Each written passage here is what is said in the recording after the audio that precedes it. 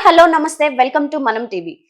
విజయసాయి రెడ్డి వైసీపీకి రాజీనామా చేసి తన పొలిటికల్ కెరియర్ కే గుడ్ బై చెప్పాడు. అసలు ఎందుకు ఇంతటి కీలక నిర్ణయం తీసుకున్నట్టు, జగన్మోహన్ రెడ్డికి విజయసాయి రెడ్డికి ఎక్కడ విభేదాలు వచ్చినట్టు అనేది తెలుసుకోవడానికి ప్రయత్నం చేద్దాం. ఇప్పుడు మనతో ఉన్నారు సీనియర్ జర్నలిస్ట్ కట్టా కార్తిక్ గారు. నమస్తే సార్. నమస్తే రమ్య.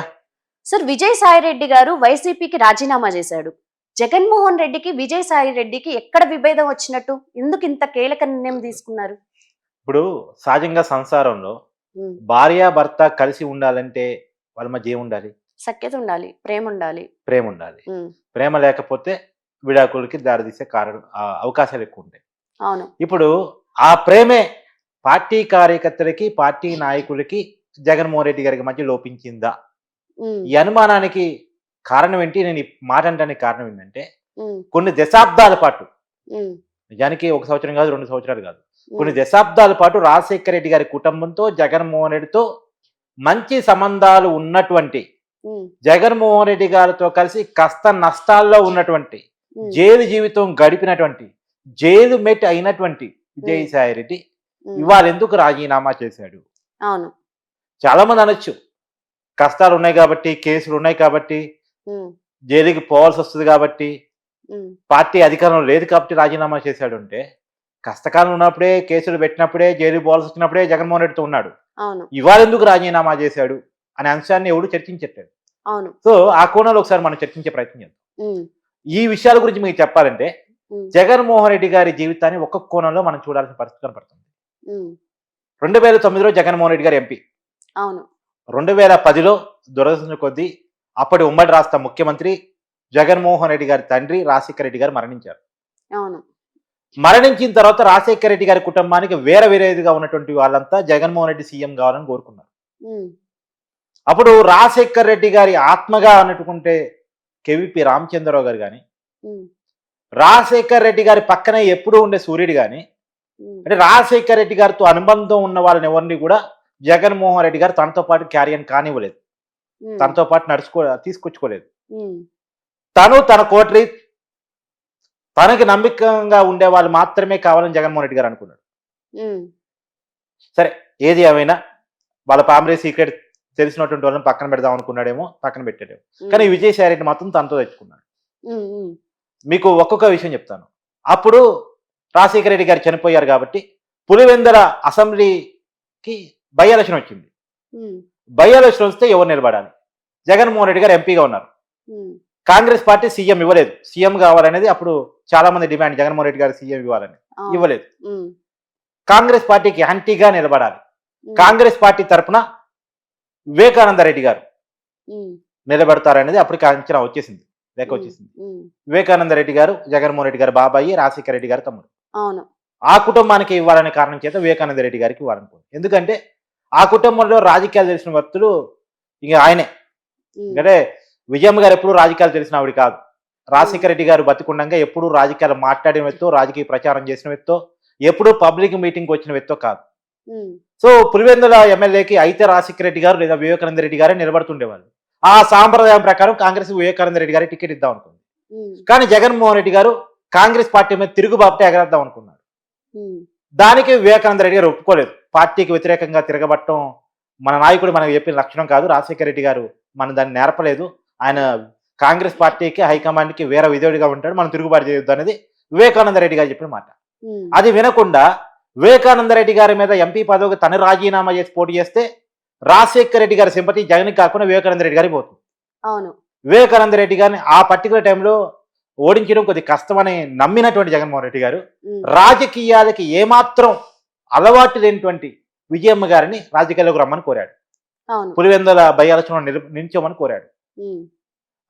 అతను చెప్పింది ఏంటంటే, అమ్మా నువ్వు వచ్చి ఇక్కడ నిలబడితే రాజశేఖర రెడ్డి గారి సానుభూతి మన దగ్గరే ఉంటుంది, మనకే వస్తుంది, రేపొద్దు నేను ముఖ్యమంత్రి కావడానికి పనికి వస్తుంది. నువ్వు వచ్చి నించోపోతే అక్కడ రాజశేఖర రెడ్డి గారి సానుభూతి మళ్ళీ కాంగ్రెస్ పార్టీకి టన్న అయిపోద్ది. కాబట్టి నువ్వు వచ్చి కాంగ్రెస్ పార్టీకి వ్యతిరేకంగా రాజశేఖర రెడ్డి గారు భారీగా నించోవాలమ్మా అని అడిగాడు. సరే, కొడుకు అడిగాడు. కొడుకు భవిష్యత్తు, కొడుకు మీద ఉన్న ప్రేమ వచ్చింది రాజకీయాల్లోకి. ఆమెకు ఇంట్రెస్ట్ లేకపోయినా వచ్చింది. సరే, వచ్చింది, నిలబడింది. తర్వాత షర్మిల గారిని, ఆమెకు కూడా రాజకీయ అనుభవం లేదు, రాజకీయాలు ఎప్పుడూ లేదు షర్మిల గారు. కానీ నన్ను జైల్లో పెడుతున్నారు, నా మీద కేసులు పెట్టారు 2011లో. ఉమ్, కాబట్టి నేను జైలుకు పోయినప్పుడు నువ్వు నాకు అండగా ఉండాలి. ఉమ్, ఆడవాళ్ళు మీరు రోడ్డుకి వెళ్తే సానుభూతి వస్తుంది. అవును. రాజశేఖర్ గారి సింపతి నా మీదకి మన కుటుంబం మీదకి వస్తే నువ్వు రాజకీయాల్లోకి రావాలని కోరాడు. ఉమ్, అన్న అడిగాడు, అన్న భవిష్యత్తు, ఉమ్, అన్న కోసం ఏదైనా చేయడానికి సిద్ధపడే చెల్లి, ఉమ్, కొడుకు కోసం ఏదైనా చేయడానికి సిద్ధపడే తల్లి, అన్న కోసం ఏదైనా చేయడానికి సిద్ధపడే చెల్లి. సో వాళ్ళిద్దరూ రాజకీయ అనుభవం లేకపోయినా, రాజకీయాల్లోకి వద్దాను కోరిక లేకపోయినా, రాజకీయ పదం లేదు వ్యామోహం లేకపోయినా వాళ్ళు రాజకీయాల్లోకి వచ్చారు. అవును. వచ్చారు, ఆ రోజు అండగా నిలబడ్డారు. ఆమె పులివెందుల్లో నిలబడింది ఆమె కాబట్టి గెలిచింది.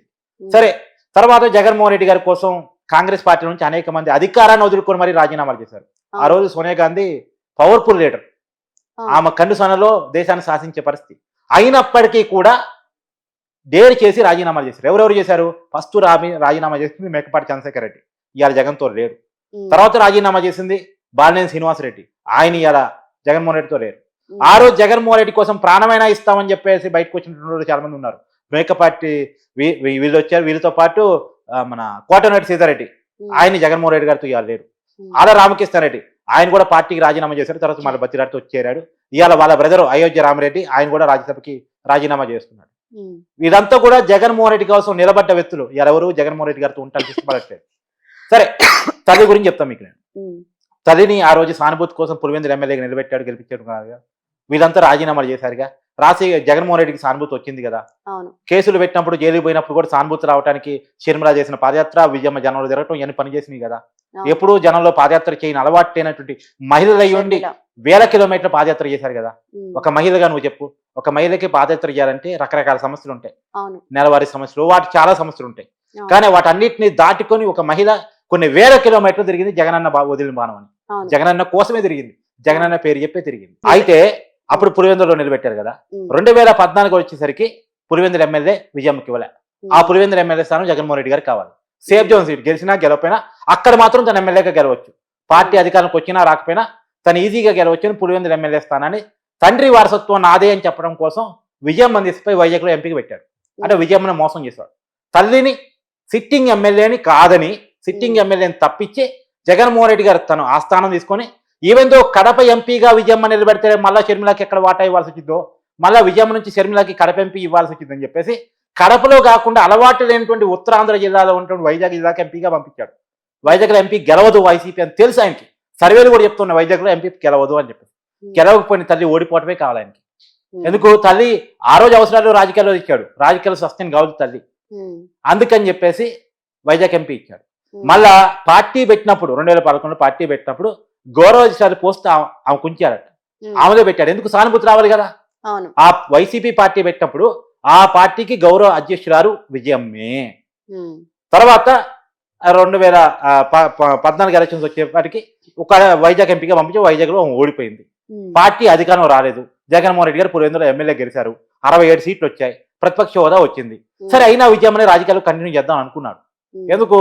ఇంకా సానుభూతి కావాలి, ఈ సానుభూతి సరిపోదు, గెలవలేకపోయాడు అని చెప్పేసి 2019 ఎన్నికలకి సిద్ధపడి పాదయాత్ర చేసి ఒక ఛాన్స్ అని రాజశేఖర రెడ్డి గారి పేరు చెప్పుకొని, రాజశేఖర రెడ్డి గారి సింపతిని వాడుకొని, రాజశేఖర రెడ్డి కొడుకుగా నన్ను ఆశీర్వదించండి, ఒక్క ఛాన్స్ ఇవ్వండి, నేను చూపిస్తాను, సంక్షేమ పథకాలు అమలు చేస్తాను అని చాలా మాట చెప్పి చాలా హామీలు ఇచ్చి 2019లో అధికారంలోకి వచ్చాడు. అధికారం రావటం మొదలు విజయమ్మని ఇంట్లో నుంచి బయటకు దోశాడు. తాడేపల్లి ప్యాలెస్ లో జగన్మోహన్ రెడ్డి గారు కూర్చున్నాడు. నా ఇంట్లో నువ్వు ఉండటానికి వీలేదన్నాడు, నా పార్టీలో నువ్వు ఉండటానికి వీలేదన్నారు. పార్టీ గౌరవ పోస్ట్ కూడా పీకేశాడు. స్టెప్ బై స్టెప్ చూడు. 2011లో బై ఎలక్షన్ వచ్చినప్పుడు, పులివెందుల బై ఎలక్షన్ వచ్చినప్పుడు ఏమో విజయమ్మ కావాల్సి వచ్చింది రాజకీయాల్లోకి. 2014 వచ్చేసరికి ఏమో సైడ్ ట్రాక్ చేయడం మొదలెట్టాడు, వైజాగ్ ఎంపీగా పంపించాడు. 2019 ఎలక్షన్స్ లో అసలు సీటే ఇవ్వలేదు, ఎక్కడ నిలబెట్టేది ఆమెని. పులివెందులో నిలబెట్టలేదు, కడపలో నిలబెట్టలేదు, వైజాగ్ లో నిలబెట్టలేదు, ఆమెను పక్కన పెట్టాడు. అధికారంలోకి వచ్చిన తర్వాత ఉన్న పార్టీ పదవిని కూడా, పార్టీ గౌరవ అధ్యక్షురాలు అనే పోస్ట్ని కూడా పీక్ పడేశాడు. తర్వాత ఇంట్లో నుంచి పంపించేశాడు. ఇంట్లో లేదు, జగన్మోహన్ రెడ్డితో లేదు, తల్లినే మోసం చేశాడు. తర్వాత చెల్లిని ఇక చెప్పనవసరం లేదు, ఆయన కోసం పాదయాత్ర చేసిన చెల్లికి విలువ ఇవ్వలేదు, ఆ రాజ్యసభ అడిగి ఇవ్వలేదు, కడపెంపీ అడిగి ఇవ్వలేదు. పైగా కడపెంపీ షర్మిలాకి ఇవ్వాలని అడిగినందుకు వివేకానంద రెడ్డి గారు మడ్రాట జరిగిందో నీకు తెలుసు. అది ఇప్పటికీ మనకు అందరికీ కదరగా చెప్పుకుంటా ఉంటారు.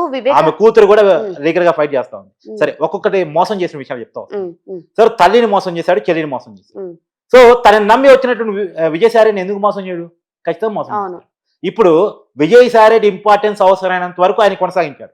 ఎప్పుడైతే విజయసాయి రెడ్డిని సైడ్ ట్రాక్ చేయాలని అనుకున్నాడో, ఎప్పుడైతే సజ్జల రామకృష్ణారెడ్డి ముందు పెట్టి, అంటే ఎవరిని ఎక్కువ కాలం నమ్మడు జగన్మోహన్ రెడ్డి, ఎవరిని వాళ్ళ అవసరం మేరకు ఉపయోగించుకుంటాడు. ఇప్పుడు ఇందాక చెప్పిన పేర్లన్నీ జగన్మోహన్ రెడ్డి గారి కోసం ప్రాణత్యాగాలు చేయడానికి సిద్ధపడి, అధికారాన్ని వదులుకొని రాజీనామాలు చేసి మంత్రి పదవులు వదులుకొని వచ్చిన వాళ్ళంతా కొండా సురేఖతో సహా ఎవరిని తర్వాత జగన్ కేర్ చేయలేదు. వాళ్ళందరినీ పక్కన పెట్టేశాడు. అధికారంలోకి వచ్చిన తర్వాత కన్ను మిన్ను కనపడలేదు, ప్రజలు కనపడలేదు, కార్యకర్తలు కనపడలేదు, నాయకులు కనపడలేదు, త్యాగాలు సిద్ధపడ్డ వాళ్ళు ఎవరూ కనపడలేదు. ఒక్కొక్కరిని మోసం చేసుకుంటూ వచ్చాడు.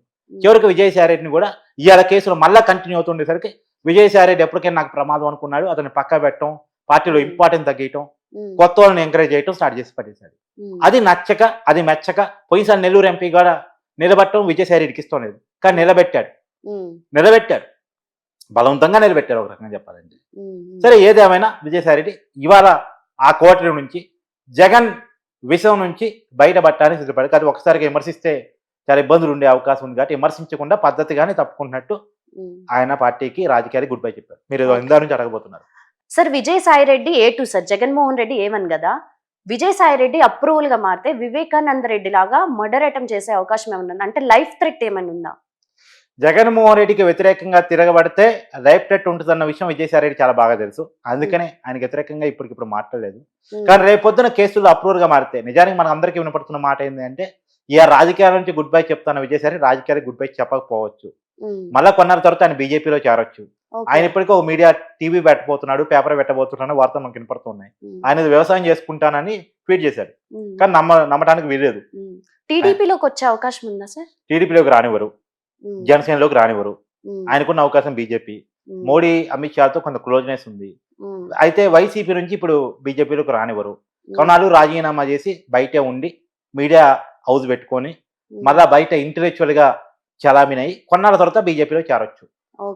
అప్పుడు బీజేపీలో చేరే ముందు అవసరమైతే జగన్ కేసులో అప్రూవల్ గా మారొచ్చు. కాకపోతే మారే పరిస్థితుల్లో అతను ఖచ్చితంగా కేంద్రం నుంచి సెక్యూరిటీ అడుగుతాడు.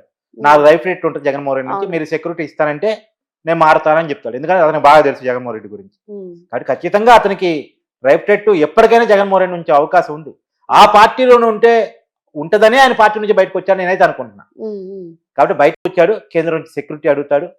ఖచ్చితంగా రేపు పొద్దున అప్రూవల్ గా మారినా చెప్పలేం, కానీ అతను మాత్రం రాజకీయాలు వదిలేసాడని నేనైతే నమ్మను. కాకపోతే జగన్మోహన్ రెడ్డి మోసాన్ని గుర్తించి బయటకు వచ్చాడని మాత్రం నేను అనుకుంటున్నాను. Okay, thank you sir. Thank you.